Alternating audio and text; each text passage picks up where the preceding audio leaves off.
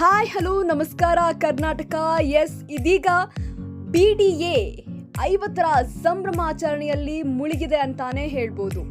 ಈ ಐತಿಹಾಸಿಕ ಮೈಲಿಗಲ್ಲನ್ನ ಸ್ಮರಣೀಯವಾಗಿಸಲು BDA ತನ್ನ ಗುರುತನ್ನ ಹೊಸ ರೂಪದಲ್ಲಿ ಪ್ರಸ್ತುತಪಡಿಸಲು ಇದೀಗ ಮುಂದಾಗಿದೆ. ಸಾರ್ವಜನಿಕರಿಗಾಗಿ ಲೋಗೋ ಮತ್ತು ಟ್ಯಾಗ್ಲೈನ್ ವಿನ್ಯಾಸ ಸ್ಪರ್ಧೆಯನ್ನ ಆಯೋಜಿಸಲಾಗಿದೆ. ಪ್ರಾಧಿಕಾರದ ಭವಿಷ್ಯದ ದೃಷ್ಟಿಕೋನ, ಪಾರದರ್ಶಕತೆ ಮತ್ತು ಸುಸ್ಥಿರ ನಗರಾಭಿವೃದ್ಧಿಯನ್ನ ಪ್ರತಿಬಿಂಬಿಸುವ ವಿನ್ಯಾಸಕ್ಕೆ 1 ಲಕ್ಷ ರೂಪಾಯಿ ನಗದು ಬಹುಮಾನವನ್ನ ಘೋಷಿಸಲಾಗಿದೆ. ಈ ಸ್ಪರ್ಧೆಯಲ್ಲಿ 18 ವರ್ಷ ಮೇಲ್ಪಟ್ಟ ಎಲ್ಲ ಕನ್ನಡಿಗರು, ವಿದ್ಯಾರ್ಥಿಗಳು ಹಾಗೂ ವೃತ್ತಿಪರ ಸಂಸ್ಥೆಗಳು ಭಾಗವಹಿಸಬಹುದು.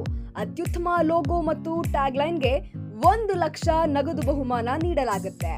ಈ ಲೋಗೋ ವಿನ್ಯಾಸದ ಮಾನದಂಡ ಹೇಗಿರಬೇಕು ಅಂದ್ರೆ, ಲೋಗೋ ಸ್ಮಾರ್ಟ್ ಸಿಟಿ ಮತ್ತು ಯೋಜಿತ ನಗರಾಭಿವೃದ್ಧಿಯನ್ನ ಪ್ರತಿಬಿಂಬಿಸಬೇಕು. ಟ್ಯಾಗ್ಲೈನ್ ಗರಿಷ್ಠ 8 ಪದಗಳ ಮಿತಿಯಲ್ಲಿದ್ದು ಕನ್ನಡ ಅಥವಾ ಇಂಗ್ಲಿಷ್ನಲ್ಲಿ ಇರಬಹುದು. AI ಮೂಲಕ ಸೃಷ್ಟಿಸಿದ ಅಥವಾ ನಕಲು ಮಾಡಿದ ವಿನ್ಯಾಸಗಳಿಗೆ ಇಲ್ಲಿ ಅವಕಾಶವಿಲ್ಲ.